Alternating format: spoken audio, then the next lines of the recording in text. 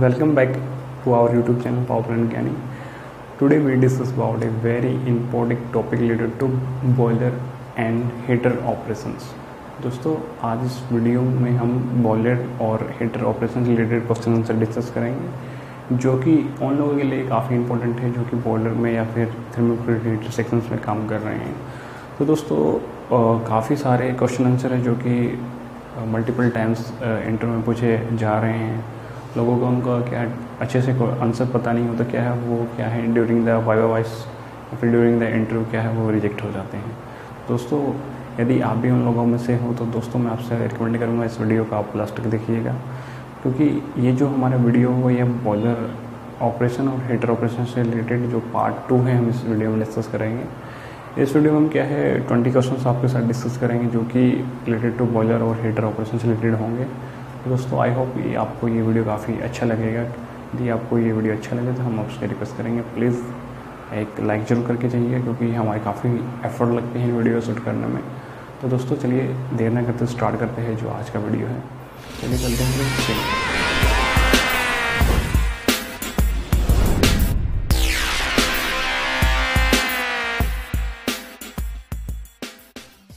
तो अभी हम आ चुके हैं अपनी स्क्रीन पर और ये अपनी सीरीज़ 2 है related to boiler and heater question answer. दोस्तों ये क्वेश्चन आंसर काफ़ी इम्पोर्टेंट है, जो या तो वाइवा वॉइस की प्रिपरेशन कर रहे होता है किसी इंटरव्यू के लिए, या फिर उनको कहीं पे एग्ज़ाम्स देना है बॉयलर फर्स्ट क्लास या सेकंड क्लास का। तो दोस्तों ये काफ़ी इंपॉर्टेंट क्वेश्चन आंसर है, सो आपको इसको काफ़ी सीरियसली लेना चाहिए, क्योंकि ये most of the question answer है जो कि वॉइस में पूछे जाते हैं ड्यूरिंग इंटरव्यू या फिर ड्यूरिंग बॉयलर फर्स्ट क्लास या second class examinations. So that आपको काफ़ी इसको ध्यानपूर्वक देखना है। यदि आप अच्छे से ध्यानपूर्वक देखोगे, अच्छे से ध्यानपूर्वक समझ पाओगे, तो दोस्तों सारी चीज़ों को हट के छोड़कर सिर्फ इस वीडियो पर कंसंट्रेट करें, ताकि आप कंसंट्रेट कर पाओगे तो मैं इस वीडियो को आपको दोबारा देखने की ज़रूरत नहीं पड़ेगी। वरना फिर आपको क्या है बार बार से वो माइंड अगेन उस वीडियो में वो क्वेश्चन था उसका आंसर क्या हो सकता था, तो फिर आपको दोबारा से क्या है वो वीडियो रिवाइज करनी पड़ेगी। तो दोस्तों मैं नहीं चाहता कि आपको इस तरीके से टाइम कंज्यूम हो, तो सो दैट स्टार्टिंग से ही आप इस पर कंसंट्रेशन बना के चलिए, ताकि ये वीडियो आपके लिए काफ़ी बेनिफिशियल हो सके in the future terms. So that दोस्तों देना करते हुए इस question video question first question लेते हैं। इसमें पूछा गया है कि cavitation in feed pumps happen because of. दोस्तों जो कैविटेशन होता है ऑलरेडी मैं काफ़ी बार डिस्कस कर चुका हूँ। यदि कैविटेशन पंप्स के अंदर होने का क्या कारण हो सकता है, इसमें से कारण दे रखे हैं। ए है लो NPSS, बी है low flow of water, C है high flow of water, D है pump running on off frequently. दोस्तों इसमें ऑप्शन है कि ये भी जो अपना लो NPSS है, NPS stand for the net positive section head. तो दोस्तों बी ऑप्शन इसका ये भाई जो वाटर फ्लो है वो कम है, या फिर हायर फ्लो है, या फिर डी पंप क्या है लगातार चालू बंद हो रहा है उसकी वजह से। तो दोस्तों क्या है जो कैविटेशंस होती है वो होती है लो NPSH। जब नेट पॉजिटिव सक्शन हेड कम रहेगा तो क्या है हमारा जो इनलेट में क्या है बबल्स, सक्शन में काफ़ी बबल्स बनेंगे। तो बबल्स बनेंगे तो क्या है वो क्या है कैविटेशन फॉर्म करेंगे due to the over heating of the impeller. तो दोस्तों क्या है ये अपना जो कैविटेशन है ये due to the low NPSS की वजह से होता है। जिसका करेक्ट आंसर रहेगा वो रहेगा ए। नेक्स्ट क्वेश्चन की तरफ मूव करते हैं। नेक्स्ट क्वेश्चन में पूछा गया कि what is mean by conductive heat transfer. भाई कंडक्टिव हीट ट्रांसफर से आपका क्या मतलब है। इसमें ऑप्शन से देख रखे कि heat transfer direct contact, heat transfer moving air and flue gas, B both of above none of the above. कि भाई सबसे पहले क्या कि जो हीट ट्रांसफर होती है वो डायरेक्ट कॉन्टेक्ट से होती है इसमें, या फिर हीट ट्रांसफर जो मूविंग एयर फ्लू गैस की वजह से होती है। तो ये दोनों हो सकते हैं या फिर इनमें से कोई भी नहीं। जो करेक्ट आंसर है जो कंडक्टिव हीट ट्रांसफर होता है ड्यू टू द कंडक्शन होता है, जिसमें कि physical moments of the molecules होता है। तो क्या है इसका जो करेक्ट आंसर रहेगा होगा हीट ट्रांसफर डायरेक्ट कॉन्टैक्ट, क्योंकि जो हीट ट्रांसफर होगा वो with the help of direct contact रहेगा। तो इसका करेक्ट आंसर रहेगा ए।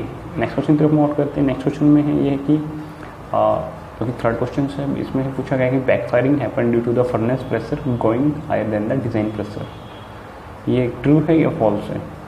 यदि बैकफायरिंग का जो इशू क्रिएट होता है इनसाइड द बोर फर्नेस, वो तब होता है जब जो फर्नेस ड्राफ्ट की जो सेटिंग है वो हायर देन चली जाए उससे। तो ये स्टेटमेंट बिल्कुल ट्रू है। यदि हमारा सो दैट कि हमने जो सेट वैल्यू दे रखी है वो क्या है, मान लेते हैं -2.5 mm WC दे रखी है, तो उसमें क्या है, यदि उस सेट वैल्यू से मास प्रोडक्ट की -3.5 चली जाए, या फिर पॉजिटिव में प्रोडक्ट की जो पॉजिटिव में जब हमारा फर्नेस प्रेशर जाता है प्रोडक्ट की हमारा रनिंग -2.5 mmWC है, लेकिन क्या है वो क्या है due to the excess feeding of amount, या फिर कह सकते हैं कि किसी भी अन्य कारणों से यदि हमारा फर्नेस टेम्परेचर हमारा जो फर्नेस ड्राफ्ट है वो क्या है पॉजिटिव की तरफ चला जाता है, तो क्या है वो क्या है बैकफायरिंग का इशू बनता है। तो सो दैट इसकी जो स्टेटमेंट है वो है ट्रू। नेक्स्ट क्वेश्चन की तरफ मूव आउट करते हैं।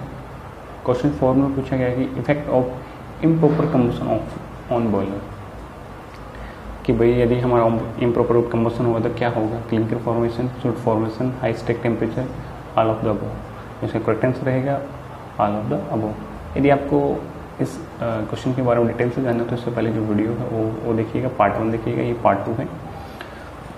तो दोस्तों नेक्स्ट क्वेश्चन है, नेक्स्ट क्वेश्चन फिफ्थ क्वेश्चन में पूछा क्या है, sequence control is not use. ये क्वेश्चन भी मैंने इससे पहले वीडियो में जस्टिफिकेशन दिया है इसमें।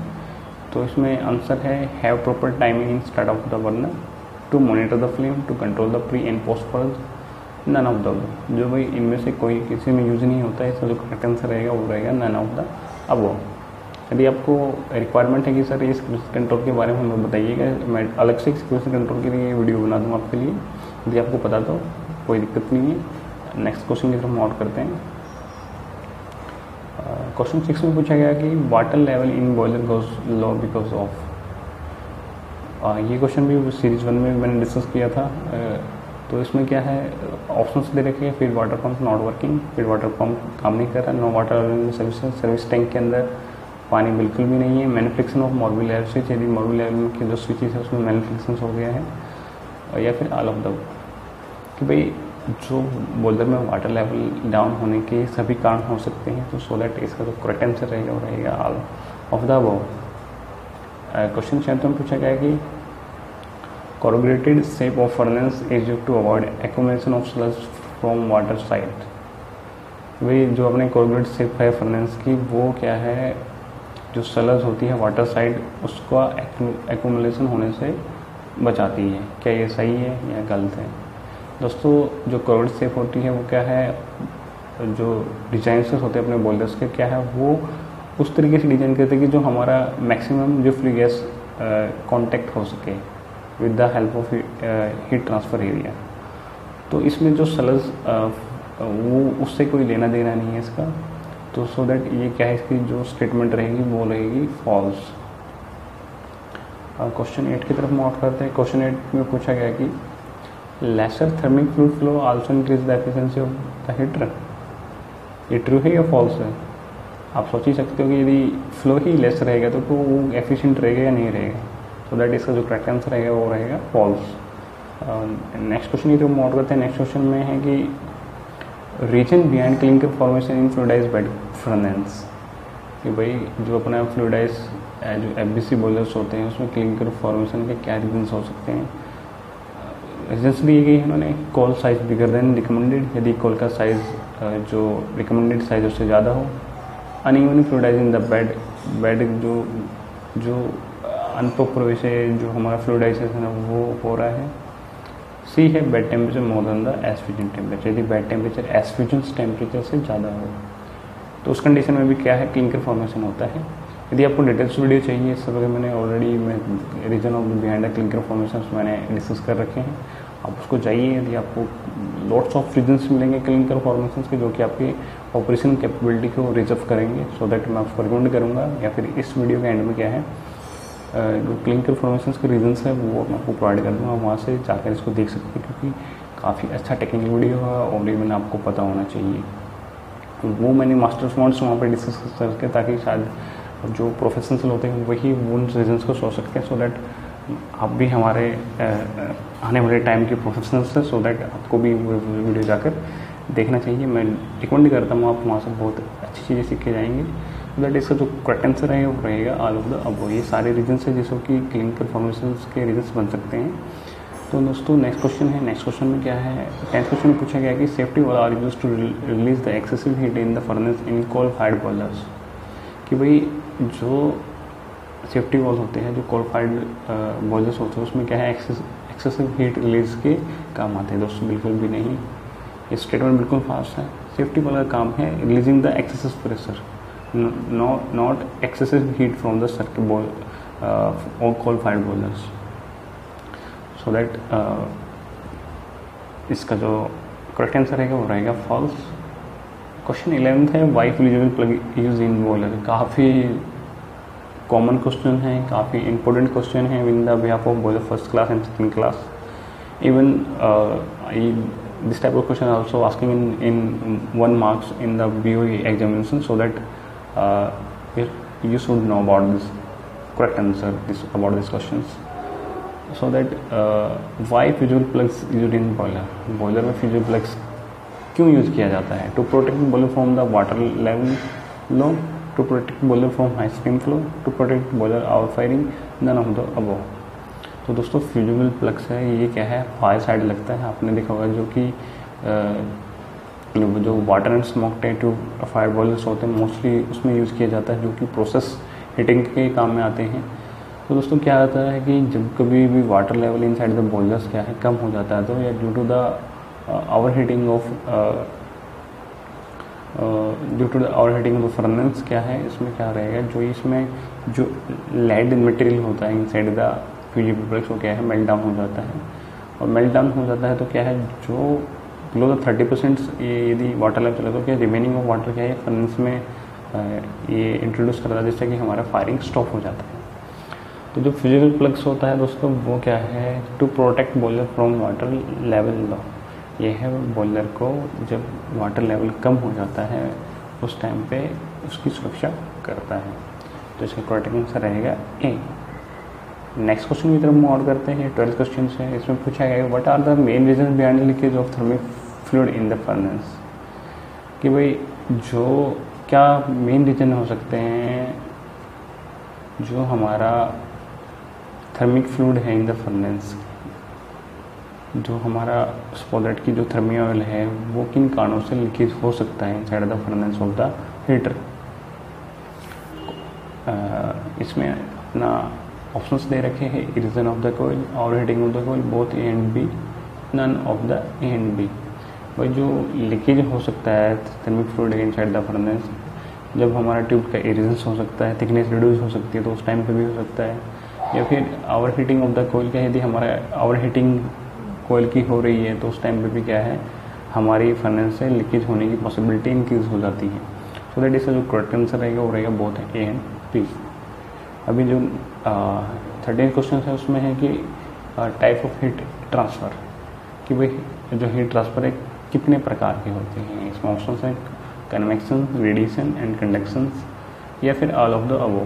दोस्तों आपको पता है कि जो हीट ट्रांसफ़र होता है उसके 3 मोड्स होते हैं। 3 मोड्स में ये तीनों आते हैं, कन्वेक्शन, रेडिएशन एंड कंडक्शन। तो इसका करेक्ट आंसर रहेगा ऑल ऑफ द अबव। अभी क्वेश्चन 14 है, इसमें क्या है, इन 3 element control this pyramid is not used. Already मैं डिस्कस कर चुका हूँ फर्स्ट पार्ट में। इसका जो करेक्ट आंसर है क्या है वो रहेगा फर्नेस ड्राफ्ट। जो 3 एलिमेंट कंट्रोल सिस्टम में क्या 3 एलिमेंट कौन से होते हैं, वो होते हैं बॉयलर और drum level, steam flow and water flow. इन तीनों का लॉजिक बनाकर क्या है अपना जो फीड वाटर कंट्रोल स्टेशन पे जो कंट्रोलिंग वाल्व होता है उसको वो कमांड कर देता है, उसके हिसाब से वो क्या है और अपना ड्रम लेवल को मेंटेन करके रखता है। नेक्स्ट क्वेश्चन है और ये 15 है। 15 क्वेश्चन में क्या पूछा गया कि condensate water can be directly feed to the boiler without any treatment.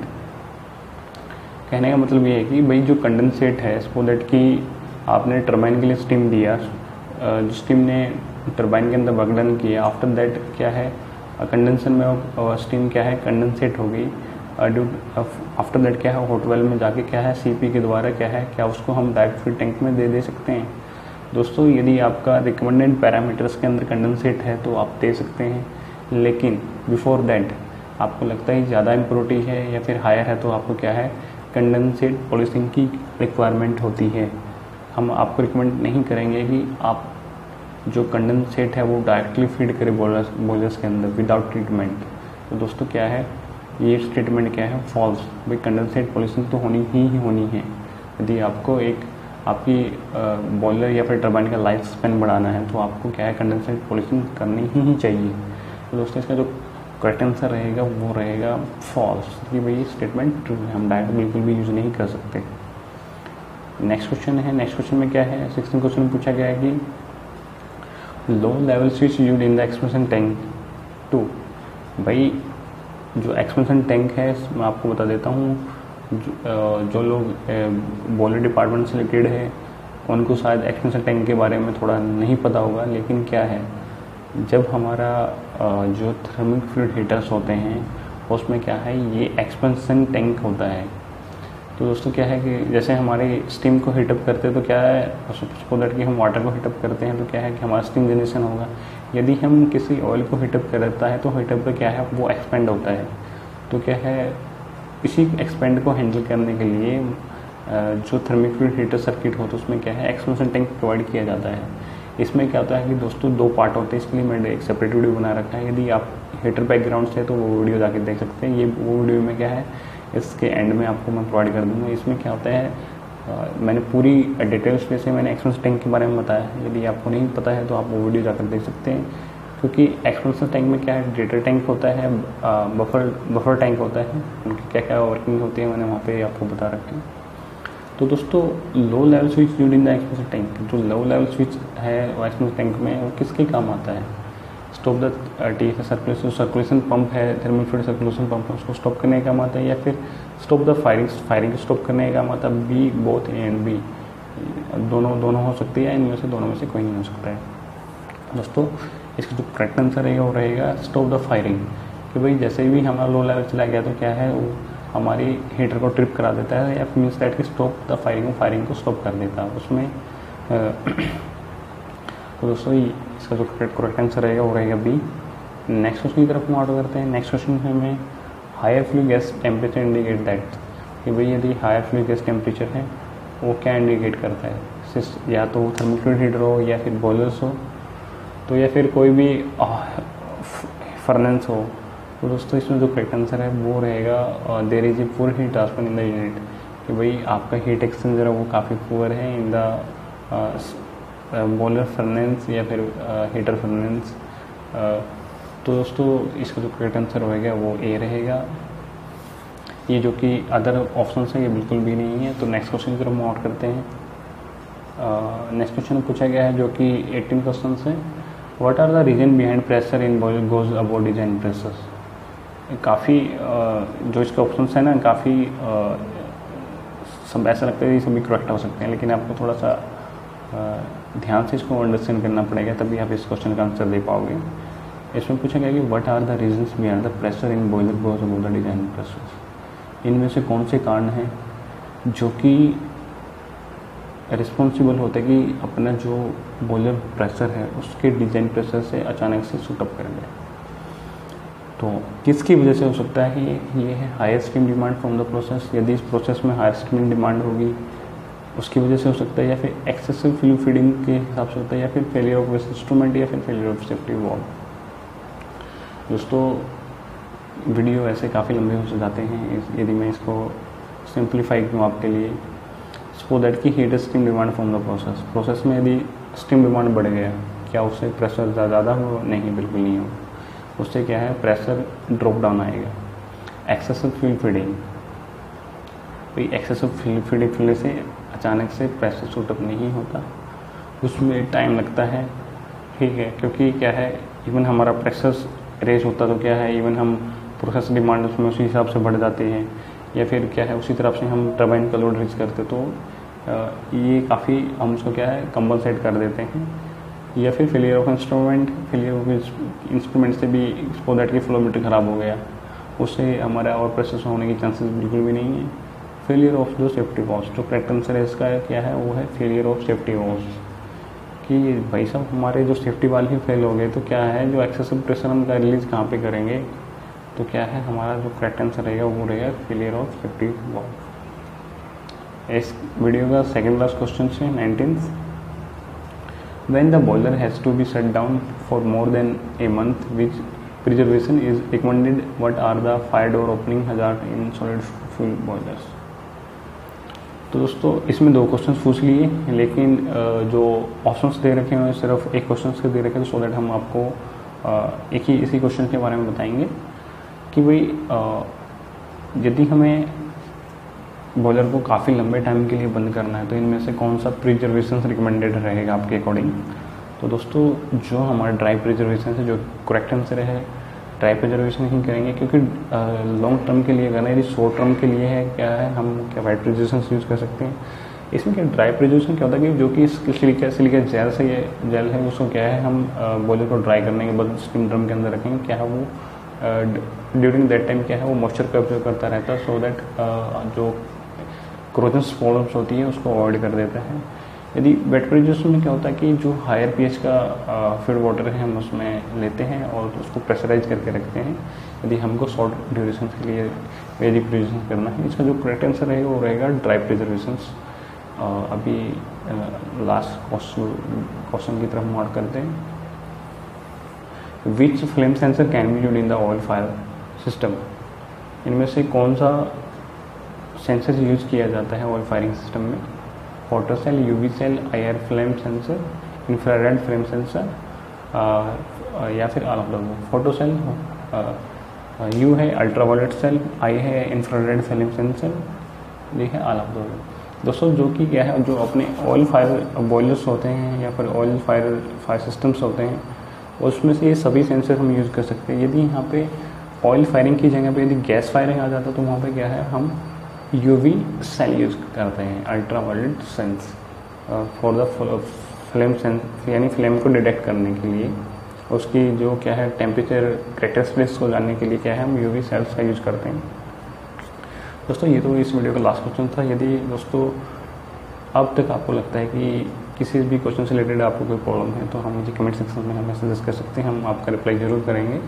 दोस्तों यदि आप मुझे इस वीडियो के माध्यम से पहली बार देख रहे हो तो मैं आपसे रिक्वेस्ट करना चाहूँगा प्लीज़ इस चैनल को सब्सक्राइब कर लीजिए, क्योंकि मैं यहाँ पर पॉवर एंड ऑपरेशन मेंटेन से लेकर काफ़ी टेक्निकल वीडियो बनाता रहता हूँ जो कि आपके आने वाले करियर ग्रोथ के लिए काफ़ी हेल्पफुल होते हैं। तो दोस्तों don't forget to subscribe this channel, आपको जल्दी कर लेना चाहिए।